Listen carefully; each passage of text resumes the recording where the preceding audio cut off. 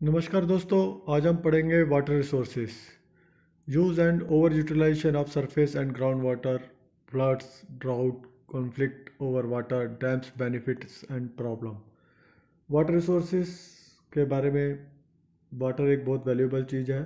Water से drinking, washing, manufacturing, agriculture, ये सब कार्य होते हैं।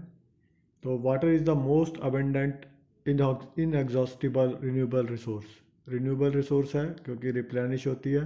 इन एग्जॉस्टिबल है क्योंकि इस काफ़ी मात्रा में है, अबेंडेंट है। It covers 70% of the globe in the form of ocean, reverse, lake etcetera. Of this 70% only 3% is available as a fresh water. From 3%, roughly 2% is frozen in polar ice caps. Only a fraction of remaining 1% is available as a drinking water. 90% of the water is utilized for agriculture purpose in India. तो 90% water India में agriculture के लिए use होता है। इसके sources क्या हैं? Sea water, river, streams, natural lakes, ponds, artificial impounding reservoir. Ground water source: after glacier, ice caps and snow fields, groundwater is the next largest freshwater reservoir. Precipitation that does not run off over the surface percolates through the soil and either accumulates in an underground basin or flows underground in subsurface streams. मतलब यह है कि precipitation में जब वर्षा होती है तो कुछ तो पानी आपका बह के चला जाता है, कुछ पानी आपका ग्राउंड वाटर में परकोलेट कर जाता है और ग्राउंड वाटर बेसिन में चला जाता है।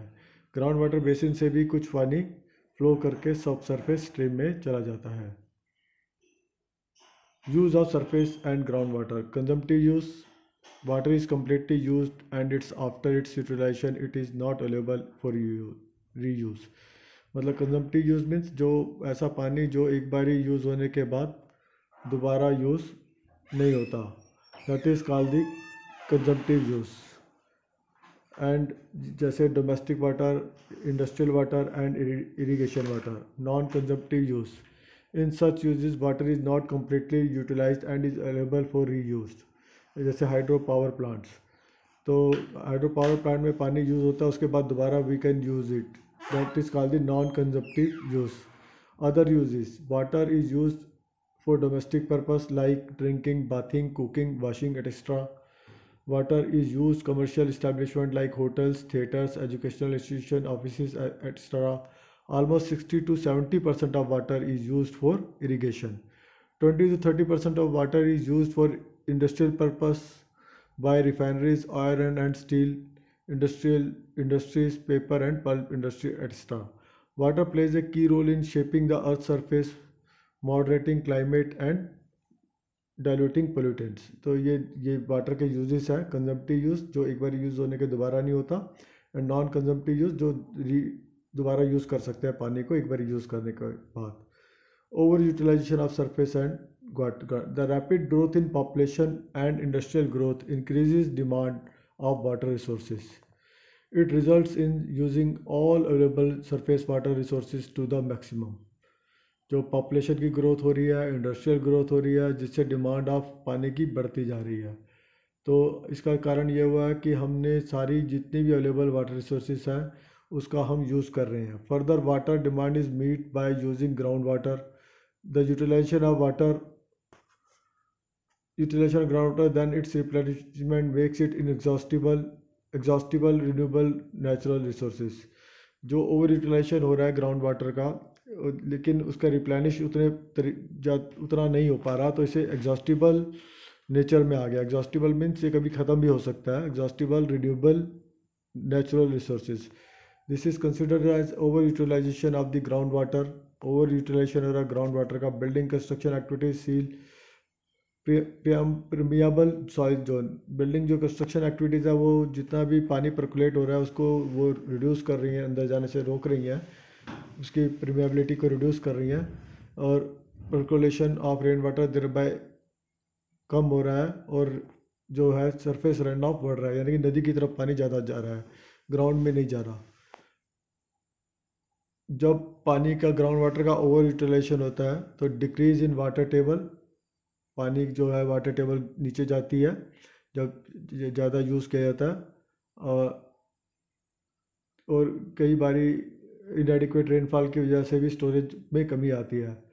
Subsidence of soil surface. If groundwater withdrawal rate is higher than the recharge rate, sediments of aquifer gets compacted, resulting in sinking of overlying land surface. This is called less subsidence, which leads to structural damage of the building. कई बार क्या होता है अगर पानी की कमी जब नीचे चले जाता है तो ग्राउंड जो सबसाइड कर जाता है, जिसकी वजह से स्ट्रक्चरल डैमेज हो जाता है अगर कोई बिल्डिंग उसके ऊपर सबसिडेंस के ऊपर बनी हुई हो, यानी कि पानी निकल गया, सॉइल बैठ गई।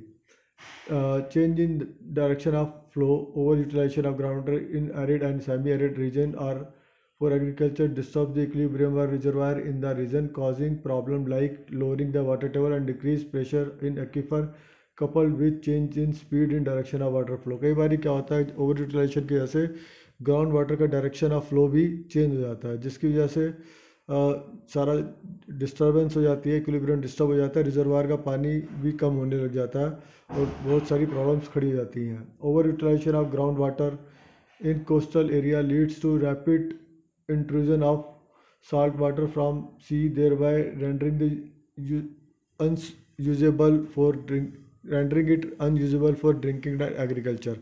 कई बार क्या होता है जब पानी की ग्राउंड वाटर लोअर हो जाता है तो जो सी का पानी ग्राउंड में एंटर कर जाता है और उसका पानी को वो ख़राब कर देता है यूज़ के लिए।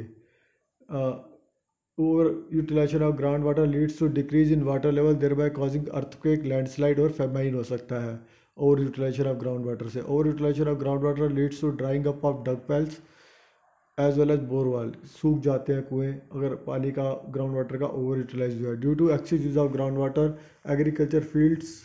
agricultural water that contains nitrogen as a fertilizer percolates rapidly and pollutes like groundwater, thereby rendering the water unfit for portable use by infant. जब पानी का लेवल हो जाता है तो इससे क्या होता है कि रैपिडली जो एग्रीकल्चर का वाटर है वो विद फर्टिलाइज़र एंटर कर जाता है ग्राउंड में और उसको ग्राउंड को वो नष्ट कर देता है। तो जो बच्चों के लिए अगर वो बच्चे उसका यूज़ करते हैं तो वो अनफिट हो जाता है पानी। तो इसलिए ग्राउंड वाटर का ओवर यूटिलाइजेशन नहीं करना चाहिए। ओवर यूटिलाइजेशन से ग्राउंड वाटर सब्सिडेंस होता है, पानी ख़राब हो जाता है, ग्राउंड वाटर का जो है सॉल्ट वाटर एंटर कर जाता है सी अगर नज़दीक है तो, और that is direction of flow change हो जाती है। ओवर यूटिलाइजेशन से सब्सिडेंस ऑफ सॉइल होता है और वाटर टेबल डिक्रीज हो जाती है, बोर वेल सूख जाते हैं और डग वेल भी सूख जाते हैं। This is the over utilization of ground water. Floods. A flood is an overflow of water whenever the magnitude of flow of water exceeds the carrying capacity of the channel within its banks. जब कभी पानी की मात्रा बढ़ जाती है किसी channel में तो ओवरफ्लो हो जाता है, that is called the flood. Heavy rainfall, melting of snow, sudden release of water from dams often causes flood in the low lying coastal area. Prolonged heavy rainfall can also cause the overflowing of lakes, river and resulting in floods. Reduction in carrying capacity of river channels due to accumulation of sediments obstructs the built on floodways. Deforestation, overgrazing, mining increase the runoff and rains causing floods. Removal of dense and uniform forest cover over the hilly zones leads to occurrence of floods. तो these are the ये जो कारण है, heavy rainfall, melting of snow, release of water from dam, generally sediment settle कर जाते हैं तो river के अंदर उसकी कैपेसिटी रिड्यूस कर देते हैं। हैवी रेनफॉल, प्रोलॉन्ग लंबी हैवी रेनफॉल की वजह से फ्लड्स आते हैं। डिफॉरेस्टेशन, ओवरग्रेजिंग, माइनिंग से भी रन ऑफ बढ़ जाता है और उससे कारण भी फ्लड आते हैं। Removal of dense and uniform forest cover over the hilly zones leads to occurrence of flood. Effects of flood मालूम ही है, water spreads surrounding the area, submerges them, पानी में डूब जाते हैं। Plain surface get eroded and silted with mud and sand, thereby affecting cultivable land areas. Soil erosion होता है जिसकी वजह से जो कल्टीवेबल जहाँ पर फसल उगाई जा सकती है वो एरिया ख़राब हो जाता है। Water spreads in surrounding area and submerge. Extinction of civilization in some coastal areas also occurs. Civilization ख़त्म हो जाती है फ्लड की वजह से। और results in epidemic in area after the withdrawal. और कई बार क्या होता है कि जो फ्लड के बाद बीमारियां फैलने का भी खतरा रहता है। तो फ्लड मैनेजमेंट और method of reducing chances of flood. Flood can be controlled by constructing dams of और reservoir. Channels management and embankment also control the flood. Encroachment of waterways should be banned. Flood hazards may be reduced by forecasting or flood warning. Flood hazard may be reduced by reduction of runoff, and this can be achieved by increasing infiltration through appropriate afforestation and catchment area. तो flood को कैसे रोका जा सकता है? Flood को रोका जा सकता है डैम बनाकर, रिजर्वायर बनाकर, और चैनल मैनेजमेंट कर कर, एम्बैंकमेंट बनाकर, इंक्रोचमेंट जो होती है फ्लड एरिया की उसको रोक कर, और फोरकास्ट करके इसकी डैमेज को बचाए, फ्लड को फोरकास्ट करके इसके डैमेज को बचा सकते हैं। फ्लड हैजर्ड में भी reduce by reduction the run of. Catchment area में पेड़ पौधे लगाकर भी आप फ्लड को बचा सकते हैं, फ्लड से बच सकते हैं। तो ड्राउट मीन्स सूखा। Drought happens from dry weather.